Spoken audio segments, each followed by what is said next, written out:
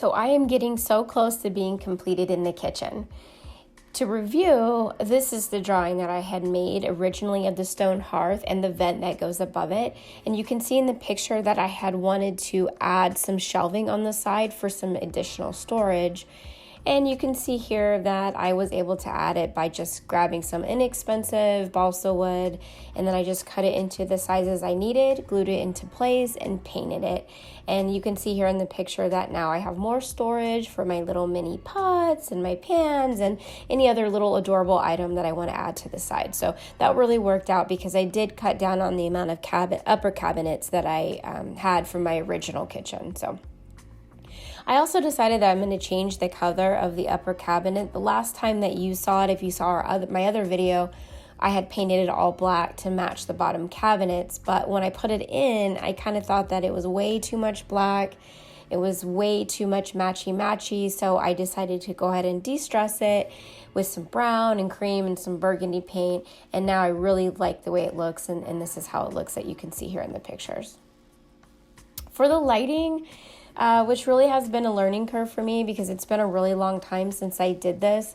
I'm going to add 2 kitchen lights, ceiling lights, and then I want to add one more light above the stove to really make that backsplash pop. And I'm not really going to touch on that too much in this video at all because number one, it was incredibly frustrated and I don't want to be frustrated right now. But wow, it really made such a difference, I think, in the kitchen. It looks really good. And I love the way that backsplash looks here. It just really pops and I'm really happy about the outcome. Now I started on the ceiling trim. I'm going to have some boards go across the ceiling and I want them to look really aged and distressed. I don't really show how to cut the ceiling paper in the video, but basically I pre-measured and pre-cut it prior to me even gluing in the ceiling board. So that would be ready to go when I was ready. And I also pre-cut some slits into it so that I could just fit the lighting straight through it. I bought balsa wood and a square sticks, and then I distressed them to make them older and make them more natural looking for this kitchen. The way I did this was I just grabbed my X-Acto knife and then I just ran it slightly over the edges, just removing small pieces and also a few larger chunks. And then I just watered down some brown paint and some burgundy paint and just ran the paintbrush over the wood. I let it absorb for just a moment or two, and then I wiped them down with a paper towel. And I did that a couple different times, just depending on some areas I wanted darker than others.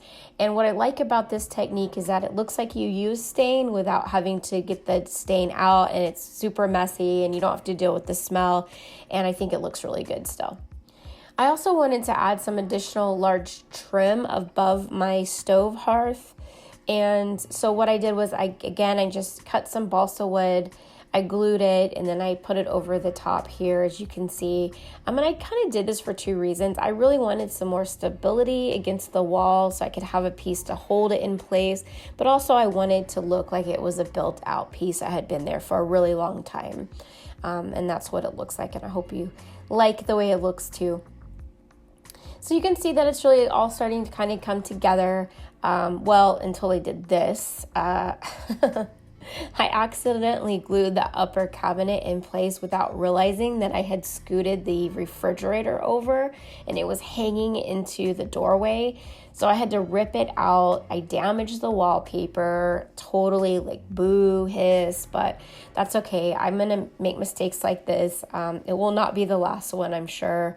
But it actually gave me an opportunity. So what I did was I added a little of my leftover ceiling paper behind the cabinet, which actually gave it a more interesting look.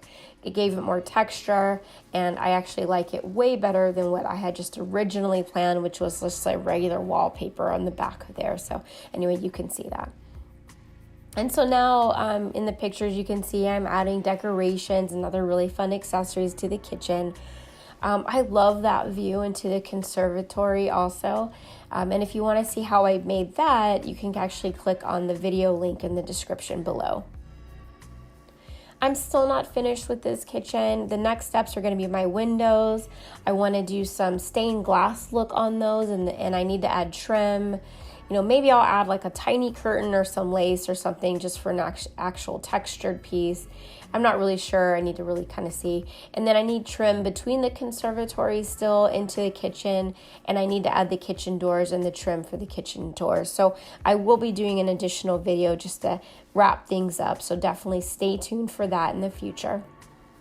And that's it. So in the meantime, please don't forget to subscribe, like, and comment below. And thank you again for watching. I really do appreciate it. And I'll see you next time. Bye.